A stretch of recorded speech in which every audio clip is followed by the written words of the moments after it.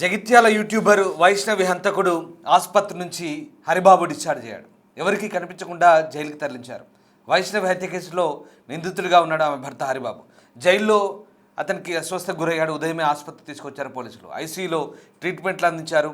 హరిబాబు సమాచారం బయటకు రాకుండా పోలీసులు జాగ్రత్త పడ్డారు. బయటకు వస్తే దాడి చేస్తామంటూ వైష్ణవి సోదరులు హెచ్చరించడంతో హరిబాబుని ఎవరు కలవకుండా ఆసుపత్రిలో రక్షణగా ఉన్నారు పోలీసులు. ఇతర పేషెంట్ల బంధువులను కూడా ఆసుపత్రి లోపలికి వెళ్ళనివ్వలేదు పోలీసులు. సాయంత్రం హరిబాబుని జైలుకు తరలించారు పోలీసులు. తన భార్య వైష్ణవిని అతి కిరాతకంగా హతమార్చాడు హరిబాబు. 4 నెలల గర్భిణి అయినటువంటి భార్యని విచక్షణ రహితంగా పొడిచి చంపాడు. ఆ తర్వాత పరారయ్యాడు. భార్య భర్తల మధ్య విభేదాలు, అదనపు కట్నం కోసం వేధింపులు, అలాగే హరిబాబు వేరే స్త్రీతో అఫైర్ పెట్టుకున్నట్టుగా అప్పటికే వైష్ణవి ఆరోపించింది. అయితే ఇవన్నీ కూడా గొడవలు ముదిరాయి. దీంతో ప్రతి అంశాన్ని కూడా వీడియో రూపంలో చేసి యూట్యూబ్లో అప్లోడ్ చేస్తున్నట్టు హరిబాబు కక్ష పెంచుకున్నాడు. దీంతో వైష్ణవిని చాలా క్రూరంగా విచక్షణ రహితంగా పొడిచి హత్య చేశాడు. దీంతో ఆ తర్వాత అతను పరారయ్యాడు. వైష్ణవి హత్య తర్వాత ఇది సంచలనంగా మారింది. ఆమె యూట్యూబర్ కావడం, ఎక్కువ మంది ఫాలోవర్లు కూడా ఉండడంతో ఈ విషయం పెద్ద ఎత్తున చర్చనీయాంశంగా మారింది.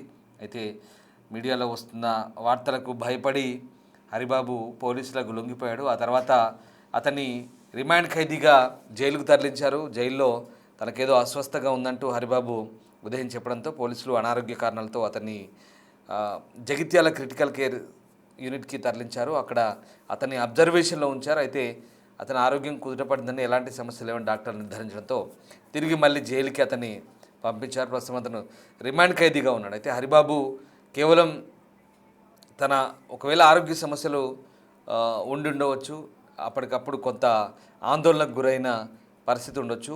అతనికి తలనొప్పి లేదా ఇతరత్ర కారణాలతో తీవ్రంగా డిప్రెషన్ గురై, అలాగే భయంతో, ఆందోళనతో అతను కొంత భయాందోళనకు గురై, టెన్షన్కి గురైన తెలిసింది. దీంతో అతన్ని ఐసీయూలో కాసేపు అబ్జర్వేషన్లో ఉంచారు. కానీ ఇదంతా కూడా ఒక డ్రామాగా కూడా అయి ఉండొచ్చు అంటూ వాదనలు కూడా వినిపిస్తున్నాయి. వైష్ణవి హత్య కేసులో ప్రధాన నిందితుడైనటువంటి హరిబాబు క్రిటికల్ కేర్ హాస్పిటల్ బ్లాక్లో అక్కడి నుంచి తిరిగి అతన్ని తరలించారు. మళ్ళీ సబ్ జైలుకు తరలించారు. అయితే అతన్ని ఆ హాస్పిటల్లో ట్రీట్మెంట్ చేస్తున్నంతసేపు కూడా ఎవరిని రానివ్వకుండా అక్కడ పోలీసులు కానీ ఆసుపత్రి సిబ్బంది కానీ అడ్డుకున్నారు. ఇతర పేషెంట్ల బంధువులు కూడా బయటే నుంచోబెట్టారు. దానికి సంబంధించిన దృశ్యాలు కూడా మనం చూడవచ్చు. ఎందుకంటే అతన్ని దాడి చేసి తామే శిక్షిస్తామంటూ వైష్ణవి సోదరులు బాహటంగానే స్టేట్మెంట్ ఇవ్వడంతో ప్రస్తుతం అతని సేఫ్టీకి సంబంధించి జైలు అధికారి అయితే చర్యలు తీసుకుని తెలిసింది. ట్రీట్మెంట్ ముగియగానే మళ్ళీ అతన్ని అంతే గుట్టుగా జైలుకు తరలించినట్టుగా తెలుస్తుంది. మా ప్రతినిధి శ్రీనివాస్ జైన్ అవుతున్నారు. శ్రీనివాస్, వైష్ణవి హంతకుడు ఆమె భర్త హరిబాబుని తిరిగి మళ్ళీ అబ్జర్వేషన్ తర్వాత క్రిటికల్ కేర్ సెంటర్ నుంచి జైలుకు తరలించినట్టుగా తెలుస్తుంది. అయితే ఈ అబ్జర్వేషన్లో ఏం తెలియదు, తనకి ఎలాంటి అనారోగ్య సమస్యలు ఉన్నాయి, డాక్టర్లు ఆ జిల్లా క్రిటికల్ కేర్ సెంటర్ యూనిట్ ఏం చెప్తోంది, అలాగే ప్రస్తుతం మళ్ళీ అతనికి జైలుకు తరలించినట్టు తెలుస్తుంది. అసలు వాళ్ళంతా కూడా ఒక హైడ్రామా కొనసాగింది హాస్పిటల్ దగ్గర. సో ఓవరాల్గా ఏం జరిగింది? దాదాపుగా ఈరోజు ఉదయం 7 గంటల నుంచి సాయంత్రం 7 గంటల వరకు కూడా హరిబాబు ఇటు జగిత్యాల లోపల ఉన్నటువంటి క్రిటికల్ కేర్ ఆసుపత్రి లోపల చికిత్స పొందినటువంటి పరిస్థితి. అదేవిధంగా ఇటు యూట్యూబర్ వైష్ణవి హత్య కేసు లోపల రిమాండ్ ఖైదీగా ఉన్నటువంటి హరిబాబు నిన్న సాయంత్రం నుంచి కూడా కొద్దిగా ఇటు కడుపు నొప్పి, తర్వాత ఇటు ఏదైతే ఇబ్బందుల వల్ల ఇబ్బంది పడుతున్నటువంటి నేపథ్యం లోపల అతన్ని ఈ రోజు కొద్దిగా క్రిటికల్ గా ఉండినటువంటి నేపథ్యం లోపల జగిత్యాల ప్రధాన ఆసుపత్రిలోని క్రిటికల్ కేర్ కు తరలించి చికిత్స అందించినటువంటి పరిస్థితి. అయితే రిమాండ్ ఖైదీగా ఉన్నటువంటి హరిబాబు ఇటు జైలు నుంచి ఉటావుటిన ఇటు జగిత్యాల లోపల ఉన్నటువంటి ఆసుపత్రికి తరలించడంతో అయితే ఆ హరిబాబుకు అసలు ఏమైంది అనేటువంటి కోణం లోపల అందరూ కూడా హైరాణ పడ్డటువంటి పరిస్థితి. ఎందుకంటే ఇటు యూట్యూబర్ వైష్ణవి హత్య కేసు లోపల ప్రధాన నిందితుడిగా ఉన్నాడు హరిబాబు. జగిత్యాల జైల్లో శిక్ష అనుభవిస్తున్నటువంటి పరిస్థితి. అయితే నిన్న ఉదయం నుంచి కూడా కొద్దిగా అస్వస్థకు లోనయ్యి తర్వాత ఇటు నీరసంగా ఉన్నటువంటి నేపథ్యం లోపల ఇటు బాడీ డిహైడ్రేషన్ అయినట్టుగా తెలుస్తుంది. దీని నేపథ్యం లోపలనే హరిబాబును ఉటావుటిన ఈ రోజు ఉదయం 7 గంటలకు ఇటు జగిత్యాల లోపల ఉన్నటువంటి క్రిటికల్ కేర్ ఆసుపత్రికి తరలించి చికిత్స అందించినటువంటి నేపథ్యం లోపల మధ్యాహ్నము పెద్ద ఎత్తున కూడా ఇటు క్రిటికల్ కేర్ ఆసుపత్రి లోపల చికిత్స పొందుతున్నటువంటి బంధువులు ఎవరైతే రోగుల యొక్క బంధువులు ఉన్నారో వాళ్ళందరినీ కూడా లోపలికి అలౌ ఉదయం నుంచి కూడా లోపలికి రానియకుండా అందరినీ అలౌ చేయకపోవడంతో అయితే పెద్ద ఎత్తున కూడా వాళ్ళందరూ కూడా నిరసన తెలిపారు. ఎవరో రిమాండ్ లోపల ఉన్నటువంటి ఖైదీ లోపల ఇటు ఏదైతే చికిత్స పొందుతున్నటువంటి నేపథ్యం లోపల తమ బంధువులను చూడడానికి వెళ్ళనివ్వరా అని చెప్పి అయితే వాళ్ళంతా కూడా గొడవకు తీరినటువంటి పరిస్థితి అయితే కనబడుతుంది. ఆసుపత్రి వర్గాల పైన ఆగ్రహం వ్యక్తం చేసినటువంటి పరిస్థితి. కానీ మొత్తం ఉదయం 7 గంటల నుంచి కూడా పోలీసు బందోబస్తు మధ్య పోలీస్ పహార్ల మధ్యనే ఆసుపత్రి క్రిటికల్ కేర్ ఉన్నటువంటి నేపథ్యం లోపల ఇటు మధ్యాహ్నం వరకు కూడా ఏమో హైరాణ పడాల్సిన అవసరం లేదు. హరిబాబు యొక్క ఆరోగ్యం నిలకడనే ఉంది. అతడు కోలుకున్నాడు.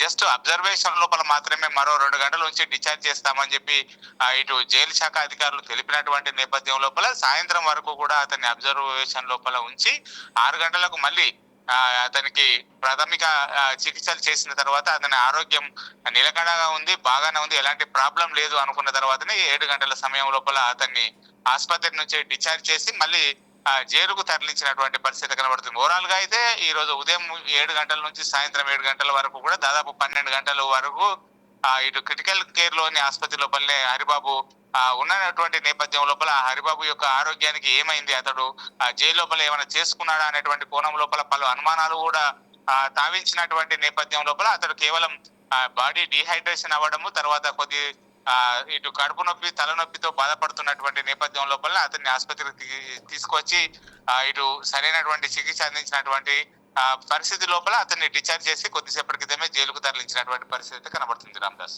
Right, thank you Srinivas. So Vaishnavi హంతకుడు ఆమె భర్త హరిబాబుని చాలా సీక్రెట్గా జైలు అధికారులు పోలీసులు అతన్ని ఎస్కాట్ చేశారు. ఆసుపత్రికి తరలించినప్పటి నుంచి అక్కడ కాపలాగా ఉన్నారు. ఒకవేళ హరిబాబుపై వైష్ణవి సోదరులు దాడి చేసే అవకాశం ఉన్న నేపథ్యంలో అతనికి కాపలాగా ఉన్నారు. ఎందుకంటే రిమాండ్ ఖైదీగా ఉన్నాడు కాబట్టి అది జైలు అధికారుల బాధ్యత, పోలీసు అధికారుల బాధ్యత ఉంటుంది. కాబట్టి ఖచ్చితంగా అక్కడ వాళ్ళు చాలా గట్టిగా బందోబస్తు ఏర్పాటు చేసి అతను ఉన్నటువంటి వార్డులోకి ఆ బ్లాక్లో కూడా ఎవరిని రానివ్వకుండా చాలాసేపు చూడండి, చాలామంది అక్కడ బయట నించున్నారు. ఇతర రోగుల బంధువులంతా కూడా బయట అసహనం వ్యక్తం చేశారు. ఎవరో ఒక రిమాండ్ ఖైదీ వల్ల తామెందుకు ఇబ్బందులు పడాలి, అతన్ని ఇక్కడి నుంచి వెంటనే డిశ్చార్జ్ చేయాలంటూ కూడా వాళ్ళంతా ఆందోళన చేపట్టారు. దీంతో అది కూడా ఒత్తిడి పెరిగింది అధికారులపై. అయితే అబ్జర్వేషన్ పూర్తయింది. ప్రస్తుతం హరిబాబు ఆరోగ్యానికి ఎలాంటి డోకా లేదని వైద్యులు చెప్పడంతో ప్రస్తుతం అతన్ని మళ్ళీ తిరిగి సబ్ జైలు తరలించినట్టు తెలుస్తుంది. ప్రస్తుతం అతను రిమాండ్ ఖైదీగా ఉన్నాడు. ఇంకా పూర్తిగా శిక్ష ఖరారు కాలేదు. ఈ వైష్ణవి హత్య కేసులో అతను ప్రధాన నిందితుడు, నేరాన్ని ఒప్పుకున్నాడు. ప్రస్తుతం తన భార్యని తానే హత్య చేసినట్టుగా పోలీసుల విచారణలో ఒప్పుకున్నాడు. పైగా లొంగిపోయాడు స్వయంగా. దీంతో ఇక ఈ కేసు వ్యవహారం కొలిక్కి వచ్చింది. ప్రస్తుతం అయితే అతన్ని రిమాండ్ చేశారు, సబ్ జైల్లో ఉన్నాడు. అయితే అతనికి ఏదో ఆరోగ్య సమస్యలు వచ్చినట్టుగా అర్థమవుతుంది. ఎందుకంటే హత్య చేశాడు, విపరీతమైన ఒత్తిడి ఉంది, దాంతోపాటు తప్పించుకొని తిరిగి వచ్చి లొంగిపోయిన తర్వాత ఆ ప్రెషర్ డెఫినెట్గా ఉంటుంది. ఆందోళన, తర్వాత ఇతరత్ర ఆరోగ్య సమస్యలు వెంటాడినట్టుగా అతనికి జైలు అధికారులు నిర్ధారించి వెంటనే క్రిటికల్గా మారడంతో ఆసుపత్రికి తరలించారు. ఎందుకంటే మళ్ళీ జైల్లో ఏదైనా జరగాలని జరిగితే ఇబ్బందికర పరిస్థితులు ఉంటాయి కాబట్టి అతన్ని ఆసుపత్రికి తరలించి క్రిటికల్ కేర్లో అబ్జర్వేషన్లో ఉంచారు. ఈజ్ ఫైన్ అని చెప్పారు డాక్టర్లంతా కూడా. మళ్ళీ అంతే గుట్టుగా అతన్ని అక్కడి నుంచి సెక్యూర్ చేస్తూ ఎస్కాట్ చేసి అక్కడి నుంచి తరలించినట్టుగా తెలుస్తుంది. ప్రస్తుతం అయితే వైష్ణవి సోదరులు మాత్రం చాలా సీరియస్గా ఉన్నారు. అంటే తమ చెల్లెల్ని, తమ సోదరిని చంపడంతో వాళ్ళంతా కూడా ఆగ్రహ విషయాలు వ్యక్తం చేస్తున్నారు. అతను ఎక్కడైనా తమకు చిక్కితే ఖచ్చితంగా తామే శిక్షిస్తామంటూ వాళ్ళంతా కూడా బాహాటంగా చెప్పడంతో దీంతో అతని పోలీసులు ఖచ్చితంగా ఎస్కాట్ చేయాల్సిన పరిస్థితి. జైలు అధికారులు తమ బాధ్యతగా అతన్ని సేఫ్టీగా మళ్ళీ తీసుకెళ్లారు. బట్ ఈ వ్యవహారం సంచలనం అయితే రేపింది. యూట్యూబర్ 19 ఏళ్ల వైష్ణవి అతన్ని ప్రేమించి పెళ్లి చేసుకున్న పాపానికి అతను నమ్మించి గొంతు కోసాడు. చాలా కిరాతకంగా హత్య చేశాడు ఈ దుర్మార్గుడు. జస్ట్ 9 months అవుతుందంట పెళ్ళి అంతే. సో ఆమె 4 నెలల గర్భిణి. అప్పటికే భార్యాభర్తలు బాగానే ఉన్నారు, చక్కగా వీడియోలు చేసుకుంటున్నారు, చాలామంది ఫాలోవర్స్ కూడా ఉన్నారు, వాళ్ళని ఫాలో అయ్యేవాళ్ళు.